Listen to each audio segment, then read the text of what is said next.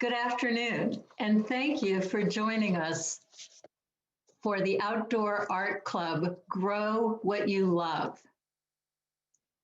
I am Lily Stamets, and I'm working with fellow OAC Zoom team member, Deborah Duck, to bring you this program. As you know, we are using the Zoom platform today. We've found that Zoom is not always perfect, and neither are we.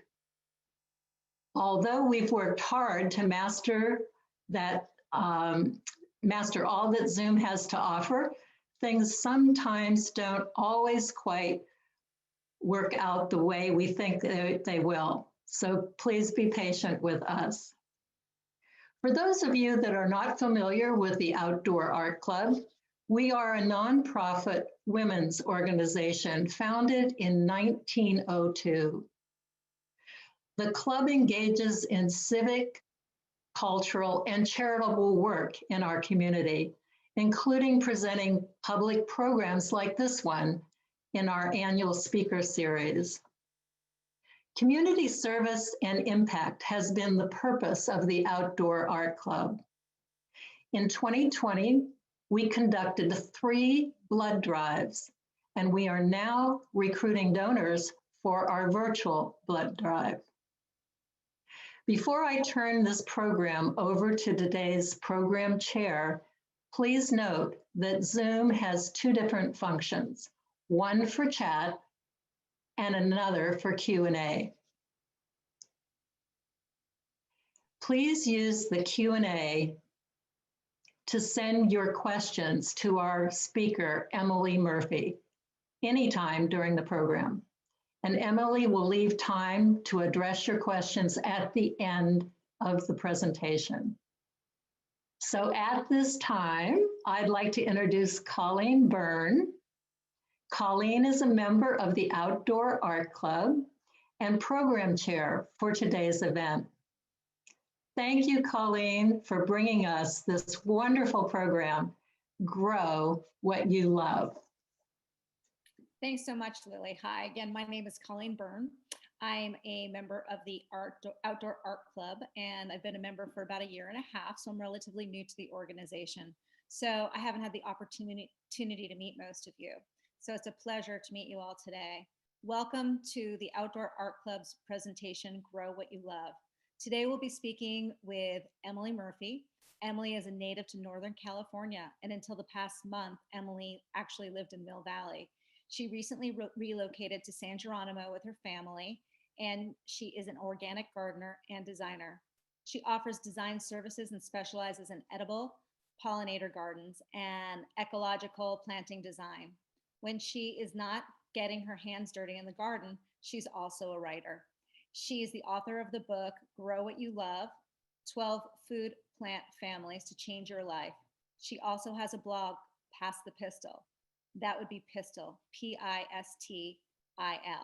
And she has a podcast called Grow What You Love, which features stories on gardening that range from tips on planting to recipes and wellness. We've provided more information on Emily's book and blog in the chat bar. Emily's writing has also been featured in magazines such as Better Homes and Garden, and she's also been seen on television programs such as The Today Show. So at this time, I'd like to welcome Emily Murphy.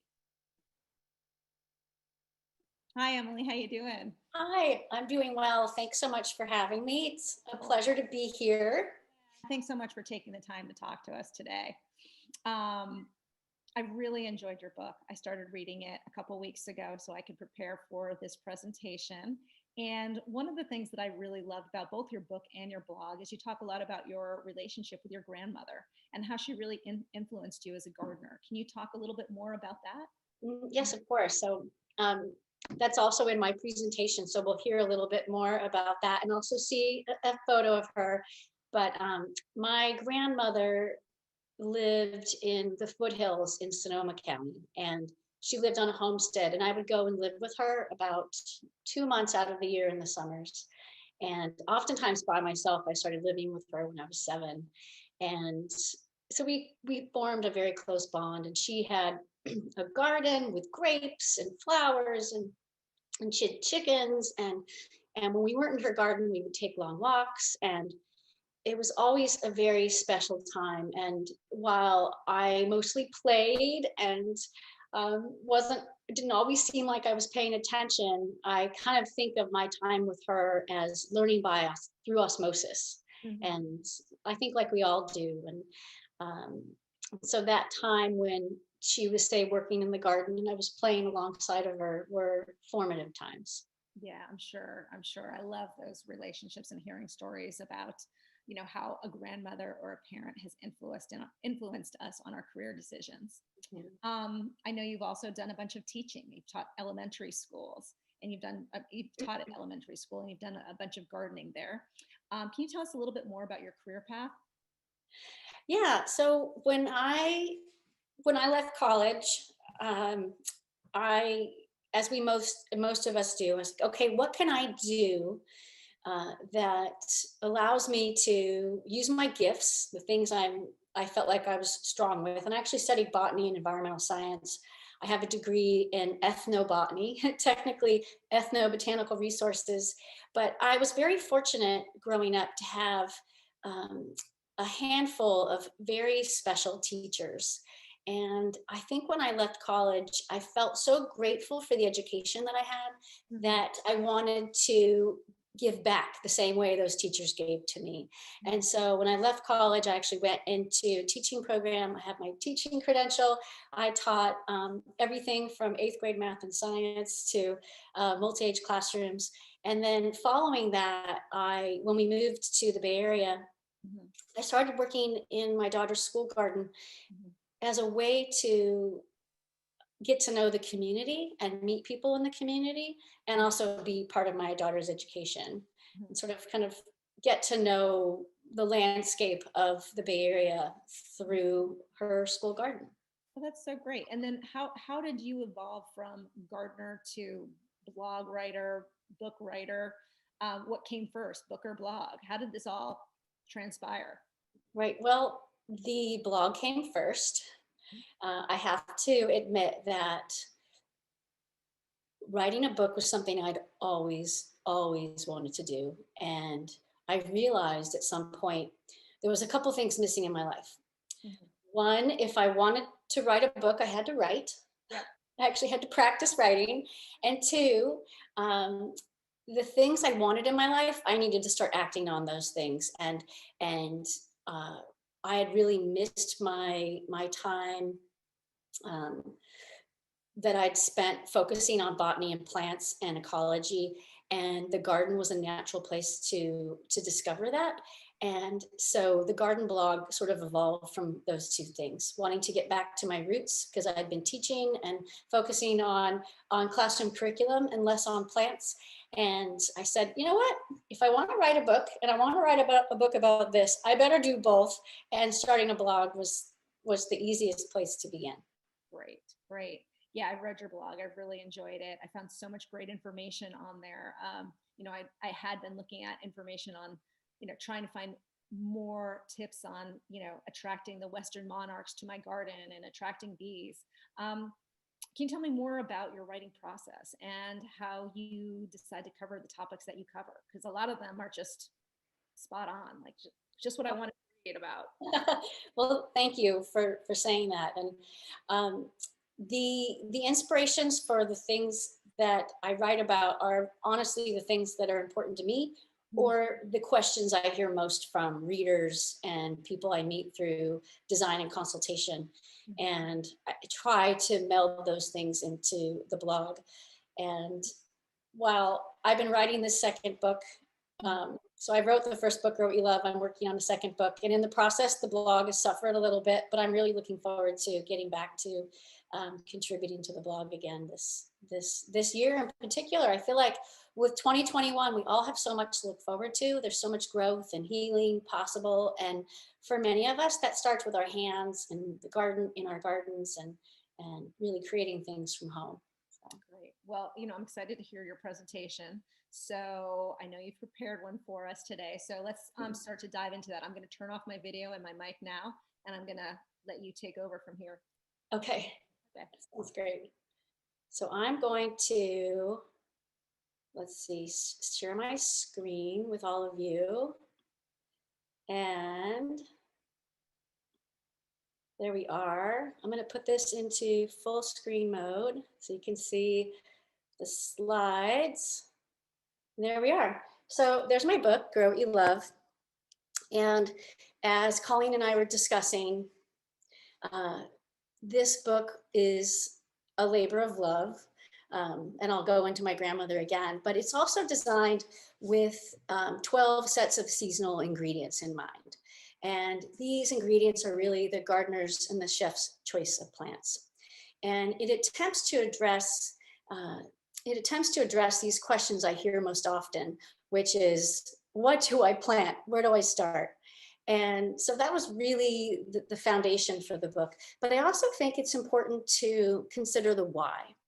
And I'd like to start this presentation with some of the whys, and before we dive into the how-tos, because for me, the whys are very informative, and it's the whys that instruct us on where to begin with our gardens, what's most important to us.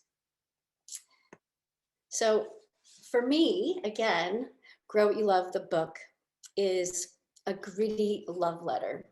And it's disguised as a book about growing and food making. And there are a number of reasons for this, one of which we've already touched on. But really, it's because of my love of growing things, as well as the importance, the magic of growing some of your own food. And for me, these things were passed down to me from people that I love.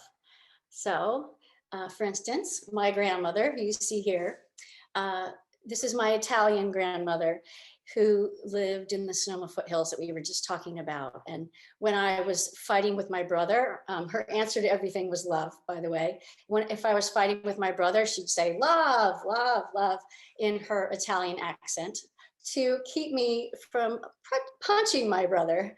But really, looking back, I realized that she taught me more about love than keeping the peace. We painted together, we would go on long walks, looking for mushrooms and berries for cooking. And when we came home from those walks, she would clean up the best berries, sprinkle them with sugar, and serve them to me. And now I know this is love too. But then it was only a feeling. And really, there are all sorts of love. There's familial love, like with a grandparent, or yes, a brother, who I do love dearly, but then I didn't think so much.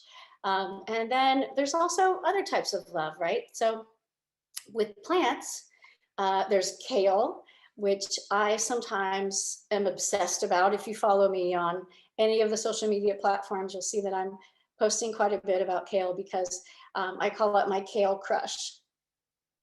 Sunflowers, what would a garden be without sunflowers? They're so cheerful, and I love how they move with the sun as the sun travels through the sky. This plant is another of my crushes, another of my obsessions and loves in the garden. This is called perpetual spinach. It's a type of chard, and it creates leaves from spring until fall, and they're highly, highly nutritious. And then tomatoes. What's better than a homegrown tomato that's still warm from the sun? Definitely something to celebrate. And then there are other types of loves. There's puppy love, for instance, which is how I first felt about cucamelons. These are Mexican sour gherkins. They're also known as mouse melons. They look like little tiny Ken and Barbie watermelons, and they grow really well in the coastal climate here in California, but they grow really well around the world. They're an heirloom from Mexico, Central America. So with cucamelons, I couldn't wait to plant them, but it wasn't until I grew them for an entire season that I learned their ways. They're slow to grow start, followed by a flourish and a profusion of fruit. Now, unexpected love is something I've come to hold dear. Look past the prettiest person or plant in the room, like cucamelons, they're so adorable, and you may find a treasure that catches you by surprise. Like me with arugula. It's a workhorse in the garden. It's full of flavor, and it's one of those plants that grows in the shoulder seasons when not much else grows. Chard is much the same way. It's again like perpetual spinach because they're cousins. They're basically the same plant. It is again a workhorse in the garden, and we can't ignore these plants that might not be as charming to begin with. Say like cucamelons, they might not jump out at us as being extra special, but they are. Turnips, salad turnips. Don't get me started on salad turnips. They've changed my life. Uh, Now, my current new love is raspberry dressing sorrel, or red veined sorrel. It's steady, it thrives no matter where I plant it, and even if I ignore it. And it's fabulous and gorgeous in salads and anything else calling for a leafy green or a tangy herb. Now, it's important to remember that new love is followed by a honeymoon, and a honeymoon is sometimes followed with a breakup. This was me with mint. I spent some years, as Colleen and I were just talking about, working and running and working in school gardens. And the first school garden I took over was completely overrun with mint. It's like, any of you have grown it. You're like, don't ever do that. Well, since then, Mint and we have developed an understanding, and it tolerates the boundaries I give it. And the rule, of course, is to always plant mint in a container, and to remember that any healthy relationship begins with these healthy boundaries. Now, experience with love shows us that good things take time and that relationships can be hit or miss, but with a little bit of effort, love yields something wonderful and something worth sharing. And as you evolve, your garden evolves too. So where do you begin and what to plant? So let's get to the how-tos. There are 3 important things to keep in mind when you're growing a food garden that's right for you. No matter if it's a garden you're starting from scratch, growing on a deck, growing in containers, or if you're adding to an existing garden in raised beds. And these things are recipes. What are the foods you love to cook? And the foods you want your children to eat. So here's one of my favorite things. It's a very simple salad with a dressing with herbs. And it always tastes better when you've grown it yourself. And my daughter, she accuses me of making her into a salad eater. And I'm very proud about this because growing up with vegetables you've grown yourself, you learn the flavor that they offer. So what are some of the plants you love? Discover the things you love and grow them, even if it's flowers mixed with vegetables. And number 3, what are your growing conditions? Get to know your hardiness zones and your frost dates, and figure out how much sun you may have if you're working with the sun or part shade, if you have full sun but afternoon shade. All of these things make a difference. If you're planting indoors, how much room you might have to work with. These are all considerations. Now, points 1 and 2, recipes and the plants you love, they work conversely, they work together. Look to your recipes for the ingredients you use most. Look through your cookbooks and grow the plants that you find most often. Grow those ingredients you find most often in the recipes that you're constantly cooking. Or turn to the plant directory in the Grow What You Love book for inspiration. So let's take a look for a minute at the plant directory. It's comprised of 12 sets of seasonal ingredients to change your life and your cooking. And they also are designed to help jumpstart your garden, or again, refine an existing garden.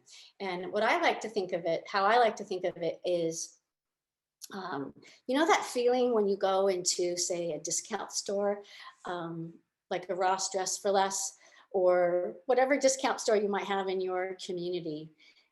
That's how I often feel when I go into the garden center. It can be completely overwhelming. And it's even worse than going into a discount store because you're facing shelves and shelves of gorgeous plants that all smell wonderful and look just as wonderful. Well, the 12 sets of seasonal ingredients in the Grow What You Love book are designed to help focus your attention on the plants that matter most.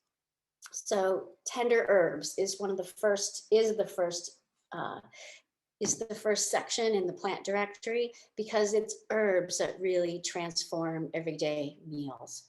Herbs like parsley, dill, chervil, and cilantro, and of course, basil.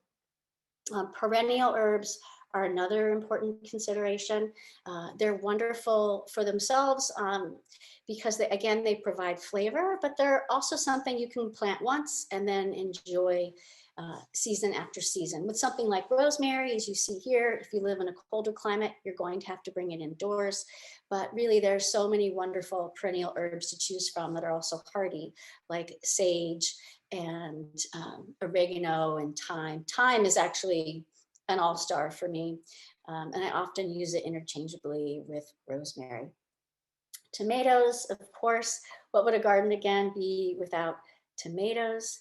And there's so many varieties to choose from. There's certainly a variety that that you can grow. If I can grow them along the coast where we get lots of summer fog, then I'm sure there's a variety for you as well. Summer greens. This is actually a unique summer green that is purslane. It's often considered a weed, but it is one of the most nutritious greens you can grow. And because of its weedy nature, it's incredibly easy to grow. And you can cultivate it from the weeds in your yard, or you can buy seeds and plant it on purpose. Edible leaf amaranth, lettuces, mizunas, lettuces like these, they're all wonderful plants to grow in any garden. And if you're a salad eater, like our family is a family of salad eaters, then it's handy because you always know you have something to pick in the garden. Winter greens, again, remember my kale crush, machi, tatsoi, arugula, they're all wonderful greens to grow throughout winter. And then because I'm such a green fan, I also included a category called hardy greens, which we've already spoken about. That's chard and perpetual spinach, which is here growing. And perpetual spinach is really just shorter in stature than chard, and it produces leaves like spinach, and they taste like spinach, thus its namesake. Root vegetables, carrots, onions, turnips, radishes, beets, important plants for any garden, and they can be tucked in between other plants, which is really wonderful. And you can dedicate whole rows to them, or you can scatter sow them in amongst other plants to save space, and also for the surprise. If you're gardening with children, it's a lovely surprise to find, say, a carrot growing underneath that chard plant that you weren't expecting to find. Summer squash and cucumbers. I actually have a few slides here to show you these because I am a huge fan of both. And I know some of you maybe avoid growing summer squash because it can be so prolific, you're not sure what to do with them. But if when you get tired of those summer squash, you can switch to eating the flowers, which is a nice option as well. Now, cucumbers. You can grow them up onto a climbing trellis to save space. And there's also the opportunity to grow cucumber varieties that are new to you. I'm wondering if any of you have grown lemon cucumbers, for instance. Lemon cucumbers were, these are an example of lemon cucumbers. They were always a mainstay in my paternal grandfather's garden. And I remember going out into he was actually a small farm, and I remember going out into his fields and pulling them off the vine, kind of rubbing them on my shirt and eating them on the spot, even though they have these prickly skins. It's a flavor I'll never forget. And they're a wonderful variety if you have voles, for instance, or other pests, because they are prickly on the skin, they're less likely to be eaten first. They'll go for something a little less bristly. Let's see, edible beans and pods. These are barlati beans, and even beans like fava beans. Let me just check, make sure that's not an emergency, but these fava beans, you can eat the shoots and the flowers, and they also fix nitrogen in soil, and they're fabulous soil builders. Let's see. And then edible perennials, radicchios like these, rhubarb, chives, asparagus. Here's some rhubarb. Again, like our perennial herbs, these are plants you can grow once, you can plant them once and then enjoy them season after season. And it's really a treat. And radicchios, what I love about radicchios, I know that, I'm gonna go back to that slide for a hot second. What I love about radicchios is that yes, they're bitter, and it can be daunting to say buy a radicchio in the market, but when you're growing them yourself, you can actually grow them and pick them when they're leafy and add them to salads much easier, and they're less bitter when you harvest them when they're young. So that's my tip with radicchios. It's a really great flavor, and that bitter flavor is really good for you. It's a great addition to your diet. Berries, of course, what would a garden again be without berries? And again, like edible perennials and perennial herbs, they're so easy to grow. You can plant them once and have them season after season. And if you have children, it's a perfect addition to your garden. And then finally, in the 12 plant families, we have edible flowers and companion plants. And these are plants I think that are often overlooked, but are incredibly important to our gardens. Not only do we benefit from plants like chamomile and calendula that you see here, they can be made into teas and salves, but they're also really important companion plants, and they help build soil. And so here's some chamomile, and then nasturtiums. What's really neat about nasturtiums is that you can eat the blooms, you can eat the leaves, and you can also eat the pods. And in the Grow What You Love book, I actually have a recipe for something called poor man's capers, and they're basically pickled nasturtium pods, which are super easy to make, and they're a great way to swap out, say, capers you might buy in the market with something you've made yourself. They're a little more spicy, but they're wonderful paired with something like cauliflower. Now, third on our list, so let's go back to our list of things to keep in mind. Third on our list of things to keep in mind when growing a garden are climate, available space, and soil. You may love heirloom tomatoes, for instance, like black crims, but if you live in coastal California like I do, cool summer fog can make it impossible to grow black crims. And you may have to temper your tomato dreams for, say, sun golds or early girls, so smaller snacking or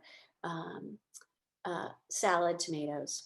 It's the same with sun-loving summer fruits and veggies. If you only have part shade to work with, you'll have to compromise a little bit and work with shade-tolerant plants like leafy greens and parsley. And while they might not seem like the love of your life, they soon will be. So where to plant your garden? Grow a handful of your favorite plants in small containers that are easy to move around, or plant in a watering trough or in a raised bed if you're lucky enough to have the space. And what soil is best for your garden? Truly, soil is the heart of your garden. And this is where all good gardens begin. And if you care for soil and foster soil like the ecosystem that it is, then that does much of the work for you, and you can work less. Whether you're growing your plants in containers or raised beds or in the ground, it doesn't matter. If we're caring for soil, then again, it does that work for us. And that's again where something like companion plants comes into play, because it's really diversity that begets diversity.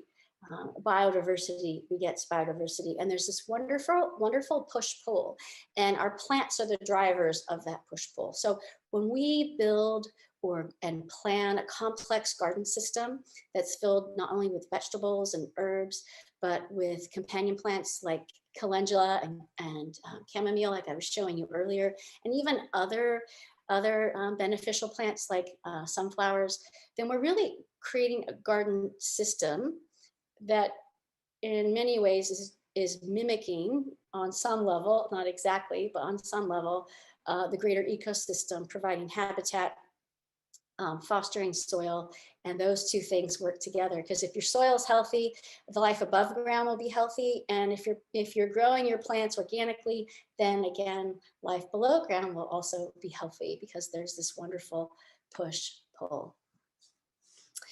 So to put it all together, your garden is somewhere in the middle of these three things: the food you love to cook, and your climate, and your available space. Like a three-parted Venn diagram, in the middle where they overlap, this is your garden. This is where the magic happens. So what's not shown in the garden, or sorry, what's not shown in the diagram are all the things that come along with a garden. There's food, but there's also flowers and a place to share. And once you begin planting, you'll find that you're growing more than a garden. It was Michael Pollan in his New York Times article titled "Why Bother?" that said, growing some, even just a little of your own food, is one of the most powerful things an individual can do to help the environment. This is even more true when we follow nature's lead and build diversity into our gardens. We're then creating habitat, a mecca for birds and bees, on top of a reduced carbon footprint. Now, which is, I guess, the topic of my next book. I should give you the spoiler alert. I dive deeply into this topic in my next book, and I think it's going to be, this is a topic I think we all need to be considering in 2021 in particular. It's possible to grow a food garden that doubles as a biodiversity hotspot and sequesters carbon and benefits your community and the planet. And best practices for growing a biodiverse carbon sequestering garden include composting. The Marin Carbon Project discovered that when they granted its rangelands with the Marin Carbon Project, they had cattle, but they put a ½ inch to an inch of compost on their lands, and they discovered that they could sequester far more carbon than the lands that they hadn't applied compost to, and it was something like a 4-to-1 ratio. It was really incredible. And so if we consider that in our gardens, we're really feeding that soil ecosystem when we use compost, and especially with our vegetable gardens, we want to give them compost that's comprised of the same materials that we're growing in our garden. So compost is really the best food for any garden. Using a no-dig approach, so we keep that soil intact, growing organically, so we protect wildlife, planting perennials, keeping living roots in the ground. We're then growing resiliency and fostering biodiversity, which is important.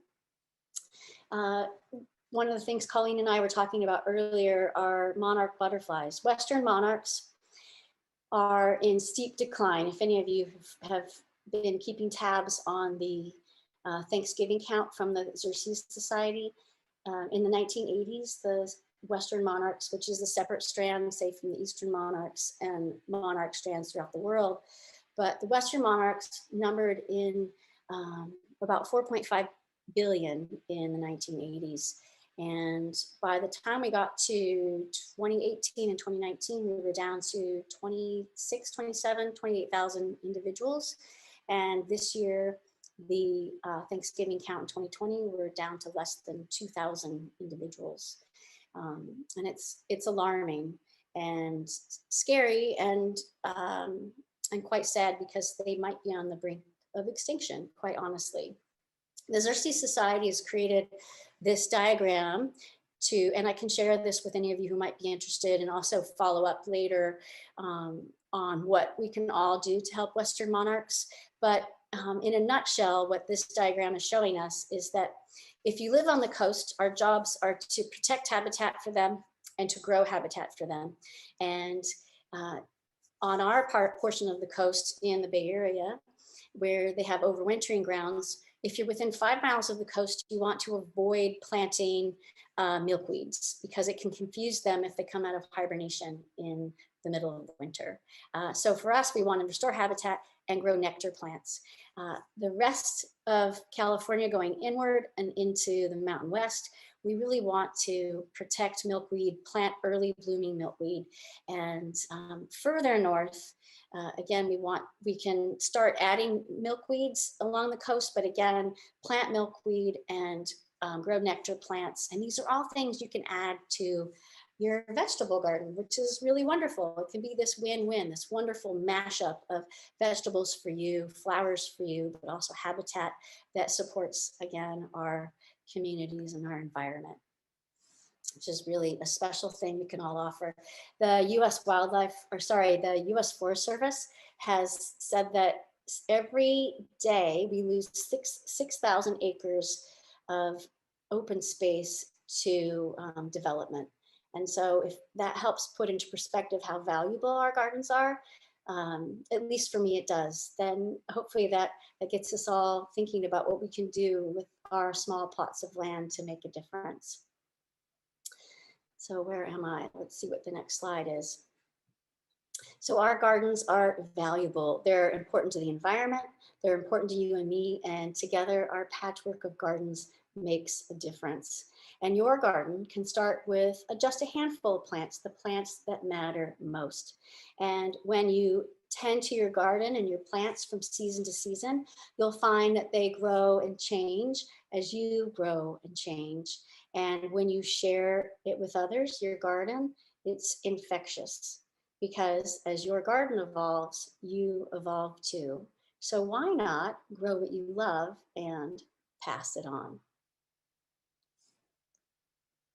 That was great, Emily. Thank you so much. You know, before we go into a public Q&A, I just wanted to ask you some questions. My first question is, this past year has been crazy. We've been in quarantine, and I'm just curious if it's had any impact on your business and what trends that you're seeing as a result of the whole quarantine situation. I know that for me personally, what I've seen is I try to get mason jars over the holidays, and there's a shortage of mason jars. So I don't know if that's due to everybody planting their own gardens. Personally, I know that I would go to this store and try to get plants, and sloot was empty. So what as a result of the quarantine, like? Oh, I'm sure all of us have seen this, that when we were in quarantine, many of us, we're very lucky in Marin to be surrounded with nature, but so many of us around the country, especially those of us in cities or tight spaces, the craving for nature and getting our hands dirty was so powerful. And I think that when that disconnect was made, people realized that, wait, this is something I really need. And growing a garden is really your most immediate touch point with nature, right? Food is too, but growing a garden, you're bringing nature home at that point. And there's power in that. And there's also something soothing about that. Science says that simply looking at plants brings joy and elevates mood. And we need that, like the soil and the plants above the soil, we need that push-pull of nature, and gardens provide that immediately. Like you, I saw lines out the garden center parking lot, and seed catalogs seed catalogs online. The ordering, some websites were completely down. They weren't accepting orders. Like, we are shut down. We have to catch up on all the orders, and don't call us for at least a week. And so those were the trends I saw. And the other thing I saw that I thought was really neat were pop-up gardens. So people who say were living in apartments, I saw gardens popping up in parking lots, in containers, and elevated boxes alongside their driveways. And people were gardening wherever they could make space, which I thought was really incredible, wonderful to see. So. Yeah, no, I agree with you. Curious, who are your gardening experts that you go to? Like, who are your go-to people that you follow? Maybe online resources or magazines that you read. Who are the experts that you go seek out? That's a really good question. I have always been a fan in the garden world of UK magazine called Gardens Illustrated. I think that's where I really started kind of gleaning from that and sort of developing my own sense of style, but also drive for how our spaces can provide multiple services. And past that, garden people, I feel like the UK is just in front of the US a little bit. There's Charles Dowding, who is a no-dig gardener. Alice Fowler was one of my early my early icons of like, oh, Alice is so wonderful. I would love to emulate her on some level. And more recently, I think I've, outside of gardening, I glean quite a bit from people like Jane Goodall and David Attenborough and you know, these figures that are really helping us understand our importance to the importance of our connection to nature. And I think that they're not separate, that when we think like an ecosystem, and we see the ecosystem for how valuable it is, which again, we were reminded of that during the initial lockdown, that that benefits us. I think it makes us better gardeners. And because you don't have to know everything. And my grandmother taught me that osmosis I was talking about earlier. You don't have to know everything. You just have to have the courage to experiment and understand a little bit of the basics, a little bit of the why that we were talking about earlier too. And if you understand that and you have the courage to experiment and maybe kill a few plants on the way, then you're learning and you grow a better garden that way. And so I look to both worlds, ecological world, because that's my background, and botany, and then of course gardening as well. Great. So you just moved and you're going to be creating some spectacular gardens, I'm sure. Like, what kind of trends that you're seeing out there will you be applying to the garden that you create in your new home? I am so excited about this new space that we have. If you follow me on Instagram or Pinterest or wherever you might be, you'll see that we were very lucky. We were very sad to leave Mill Valley, which is where we were living before, but we were very lucky to find this piece of property. It's 1/2 acre. It's flat and sunny and crazy beautiful, but it's also a blank slate. And what I plan to do this year is to renovate the garden using principles from the next book, which again is this ecological biodiversity, carbon sequestration driven book, and the how-tos of how to create our landscapes, not only for growing food, but for giving back to nature, thinking about that 6,000 acres a day of open space getting developed. Well, all of our plots, you know, if I can knit together my plot into the greater quilt of gardens and spaces and parks and all of those things come together, then I'm providing a service. And of course, I'll be growing food in that matrix as well, and some fruit trees and creating spaces for my family. But I personally think that's the trend, is looking at our gardens as these places that not only serve us, but help the planet. That's great. All right, well, I'm going to I've finished up with my questions, and I'm going to roll it over. I know we have a bunch from the public, so I want to have time to answer those questions. So I'm going to read the questions to you, and you can feel free to answer it. So our first question I have is, what do you use in the soil before you start your spring garden? Well, I use compost. Basically, I'm a huge fan of compost, and I know the traditional practice has been to work things into the soil. And in reality, if we feed the microbes and the soil ecosystem, especially if we're working in, say, a raised bed or larger plot of ground, not necessarily a small container. Small containers, so backing up, small containers are more reliant on us. But if you have a larger container, whether that's the stock tank, like one of the images I showed you in the slideshow, or a raised bed, or you're growing in the ground, the soil ecosystem does that tilling for you. It might take a little while, but you can put 4 to 6 inches. If you're starting a new garden, you can put 4 to 6 inches of compost on the top of your beds and plant straight in that. And if you're working with seeds, just make sure you have the smallest compost the finer particulate on the top. And if you're working with tiny seedlings, you can plant them in a container and then plant them out. But really compost is your best friend. And then I mulch on top of that with rice straw to help manage water so that I can water less. And that's a really helpful tool. I hope that helps. No, it definitely does. Do you plant from seeds or seedlings? I do both. So there's plants like carrots and radishes. You can just chuck them straight in the ground. It's better not to plant carrots, say, in containers and transplant them out because their roots get all crazy and they don't form well. But then plants like radishes, they just grow so easily. Cilantro is another one. When my cilantro bolts, which it inevitably will do, I just sprinkle the seeds back out on the soil and they grow themselves. There's other plants that need more help from us. And those are the plants with longer growing seasons. Those are the plants that are more likely to be consumed by other animals when they pop up, like lettuces. And so I often start lettuces and tomatoes and squash and cucumbers, and even sometimes my beans, because slugs love bean sprouts. I'll grow those in containers or soil blocks and then transplant them out into the garden. So it's a mix.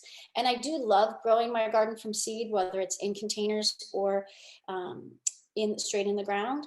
But if I'm only growing one or two of something, I'll buy a start because I don't need a whole package of seeds. I'll just go buy a start of whatever that one or two plants are. Okay, great. Next question is, something is always munching away on my kale.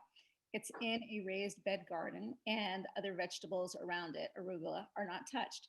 How do I protect it? Well, it sounds like if you're seeing on your kale, it looks like the edges of leaves start to look kind of scalloped, or there's a large hole in a leaf that then slowly becomes a much bigger hole. You're probably, you probably have some cabbage white butterflies that have laid eggs, and you have cabbage worms. They're called cabbage worms, but they're truly a caterpillar living in your garden. And there's a couple things you can do. I have, until this new home, I've always had a small garden. I lived in a rental, and I had a garden on a deck, and I had a community garden plot. And so it was really easy for me just to go out in the mornings and pick those worms, those caterpillars off.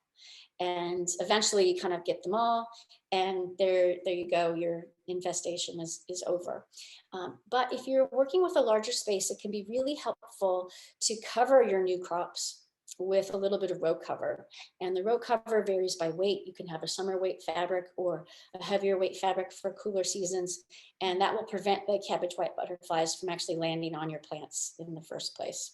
So there's barriers and picking. Mm-hmm. Okay, next question. Please talk about how fava beans add nitrogen and how to treat them if you are growing them for a cover crop. Do you chop them into the soil or pull them out? Great question. So what was the first part of it though? Oh, fava beans and soil. Yes. Yeah. So any legumes, they have a really unique relationship with bacteria in the soil. And it's the rhizobia bacteria. Mm-hmm. And these bacteria work in symbiosis with legumes to fix nitrogen into the soil.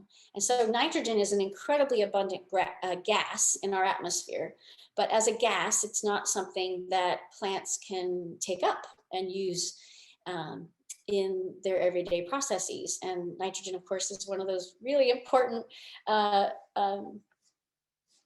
elements, and it's needed in photosynthesis, and that's why our plants are green, and so it's very important. And what happens is those legumes, because of their relationship with this bacteria, they're actually actively fixing nitrogen in the soil. They're highly efficient at this, so they're adding nitrogen to the soil because of this relationship. And then the best way to grow them as a cover crop, to maintain that nitrogen in the soil, is before they flower, chop them down to the ground, and then leave those greens, if you can, if you have enough space, leave them on the soil surface as a green mulch. Now, if you don't have enough space to do that and you want to plant right away, which I totally understand because I've always worked in a small space, then you can take those greens and compost some of them, if not all of them.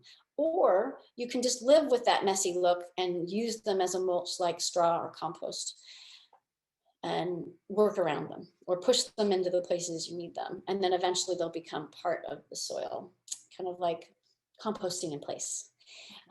Now, you could do a marriage of those things if you want to have some fava beans for eating, and let some of your fava beans go to flower and fruit, and then chop some of them back for composting and adding nitrogen to soil as a cover crop.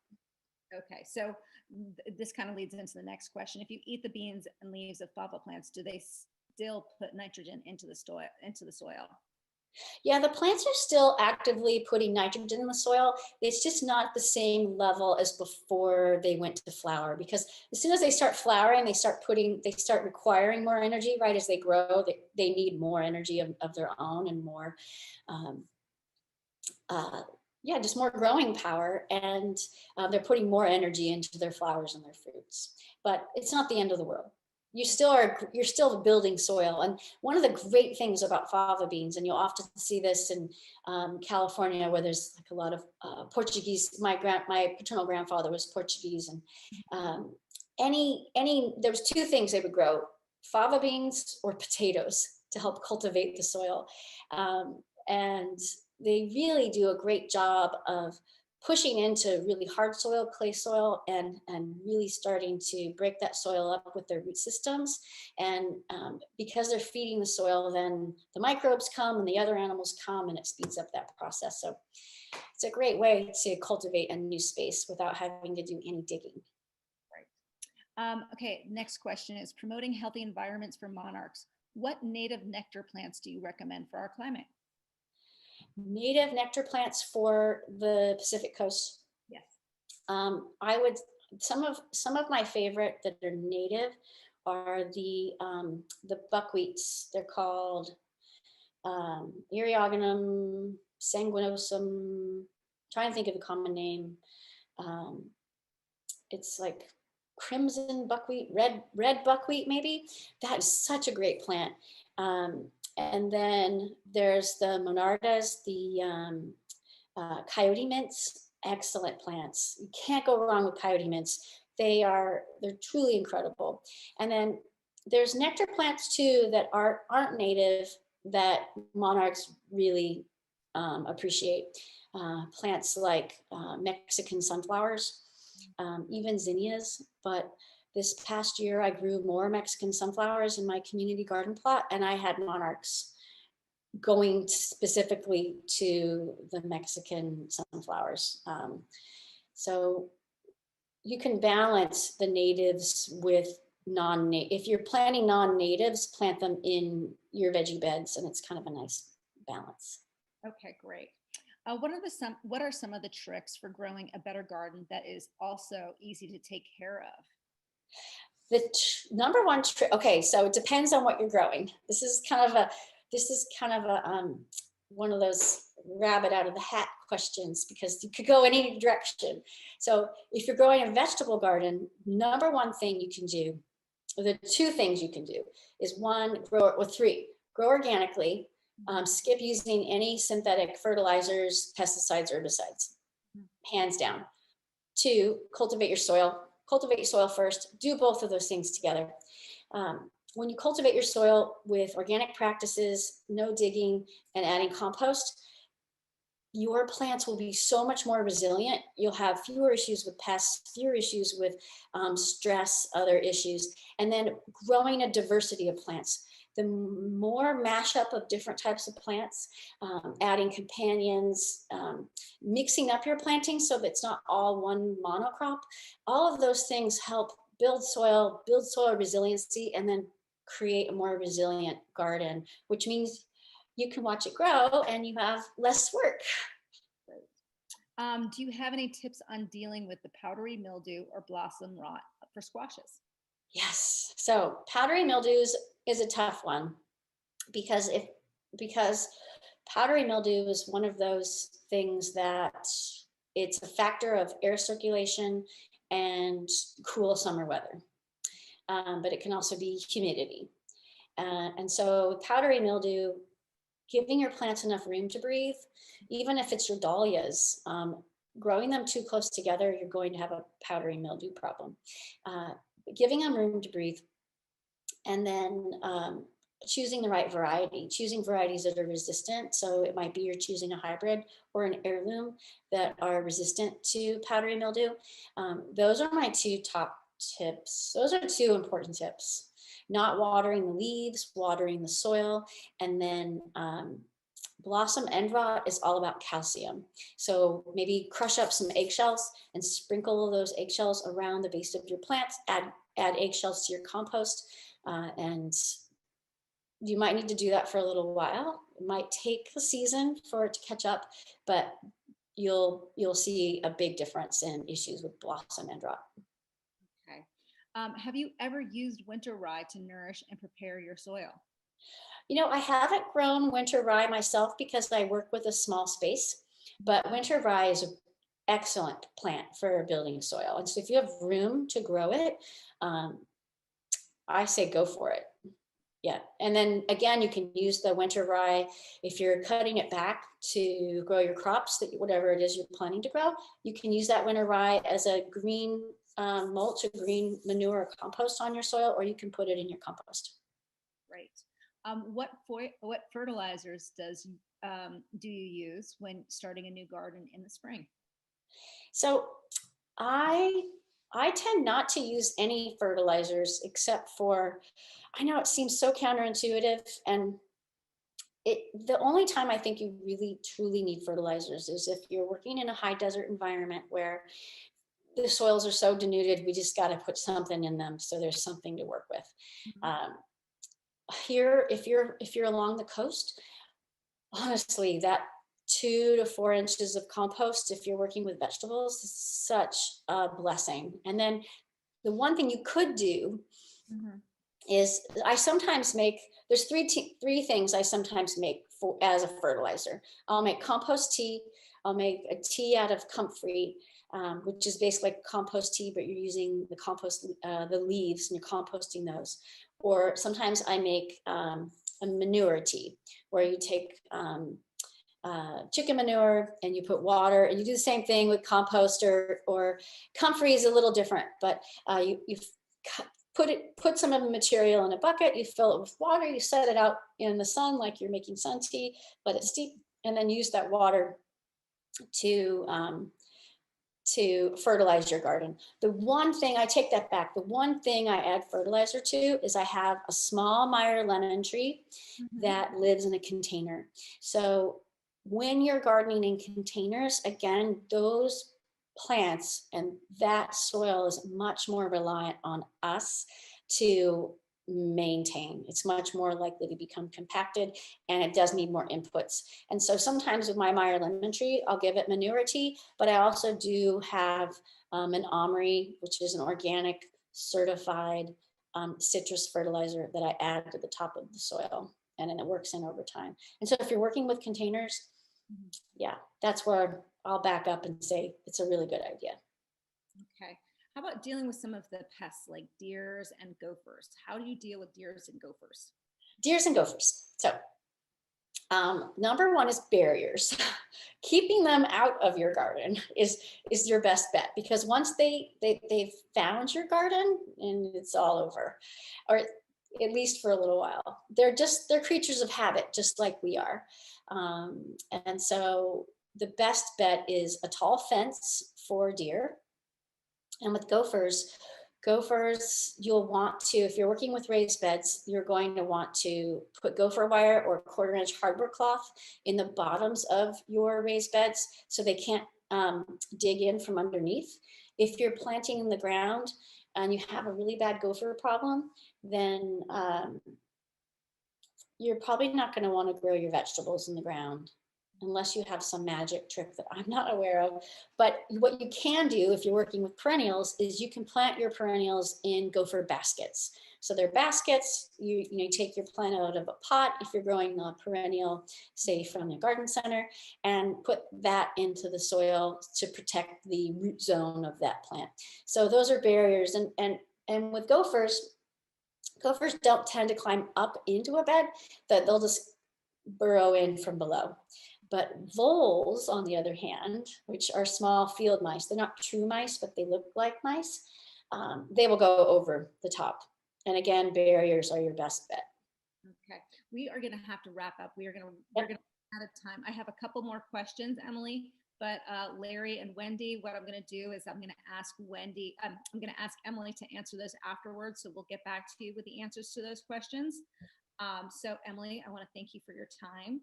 We really appreciate you, taking some time out of your day to tell us more about the gardening. We really loved the presentation.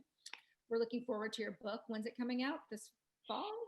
Yeah, so Grow What You Love, of course, is out. You can find it wherever books are sold. The new book is released. I just turned in my manuscript. So it's really exciting. I've been dancing the last couple of days, but the new book releases in spring, probably February of 2022. Great. So, really yeah, thank you. Yeah. Thank you so much for having me. Thank you again. We really appreciate it. And again, you can find all of the information on Emily's blog and book information in the chat area. And just a couple events that I want to make sure everybody is aware of that we have coming up over the next month. On January 28th, we have local author Katie Butler. Katie will be presenting on rights and resilience, building meaning and connection in a world turned upside down by COVID. On February 11th, we will have virologist Dr. Melanie Ott of Mill Valley. San Francisco Chronicle has recognized Dr. Ott as one of the 10 big guns for fighting coronavirus. On February 18th, we have licensed marriage and family therapist Gail Weiner.